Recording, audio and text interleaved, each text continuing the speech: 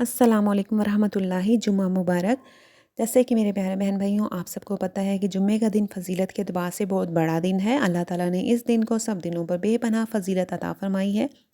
اس دن کی فضیلت کے حوالے سے جو سب سے زیادہ سورت پڑھنے کا حکم دیا گیا ہے وہ سورہ کہف ہے۔ حضرت ابن عباس رضی اللہ تعالیٰ عنہ فرماتے ہیں، قریش مکہ نے نضر بن حارث، عقبہ بن معیط کو مدینہ کے یہودی علماء کے پاس بھیجا کہ ان سے محمد صلی اللہ علیہ وسلم کے بارے میں ان کی دعوت اور اوصاف حمیدہ بتا کر پوچھو، کیونکہ وہ اہل کتاب ہیں، ہم سے نبیوں کی باتوں کو زیادہ جانتے ہیں، لہٰذا ان کا اس نبی کے بارے میں کیا خیال ہے۔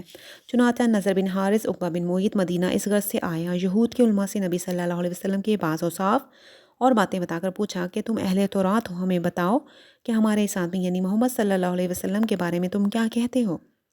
مدینہ کے یہودی علماء نے ان سے کہا کہ ہم تمہیں 3 ایسے سوالات بتاتے ہیں کہ اگر اس نے ان تینوں باتوں کا جواب دے دیا تو تم سمجھ لینا یہ اللہ کی طرف سے بھیجا گیا نبی ہے، اگر ان باتوں کا جواب نہ دے سکا تو سمجھ لینا یہ کوئی محض باتونی آدمی ہے، پھر تم جو چاہے اس کے ساتھ سلوک کرنا۔ پہلا سوال یہ ہے کہ پہلے زمانے کے چند نوجوانوں کا عجیب و غریب قصہ کیا ہے؟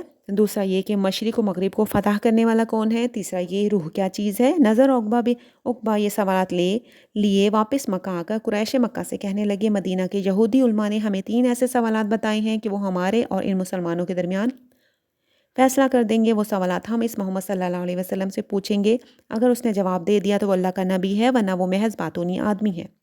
وہ دونوں نبی اکرم صلی اللہ علیہ وسلم کی خدمت میں حاضر ہوئے، وہی 3 سوالات دہرا کر پوچھا کہ آپ صلی اللہ علیہ وسلم ان کے بارے میں کیا جانتے ہیں؟ آپ صلی اللہ علیہ وسلم نے ان سے کہا کہ میں ان سوالات کا جواب کل دوں گا، لیکن انشاءاللہ نہ کہا۔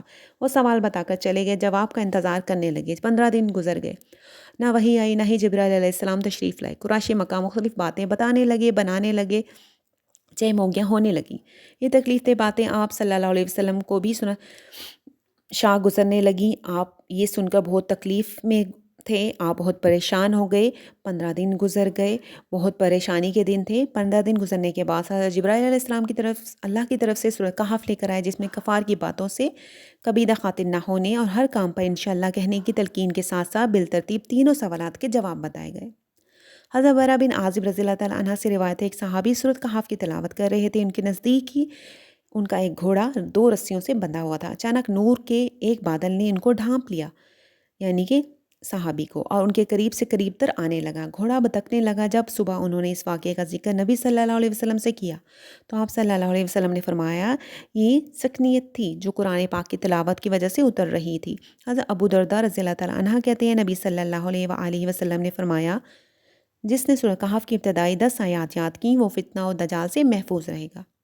جمعے کے روز سورہ کہف کی تلاوت کرنے والوں کے لیے اس جمعے سے اگلے جمعے تک کے لیے روشنی رہتی ہے، نور ہی نور رہتا ہے، آسانیاں ہی آسانیاں رہتی ہیں، اللہ تعالیٰ کا خاص کرم اس پر رہتا ہے، خاص نظر رہتی ہے۔ حضرت ابو درداء کہتے ہیں، آپ صلی اللہ علیہ وسلم نے فرمایا، جس نے سورہ کہف کی پہلے 3 آیات یاد کر لیں، ان کو پڑھتا رہا، وہ فتنہ و دجال سے محفوظ رہے گا۔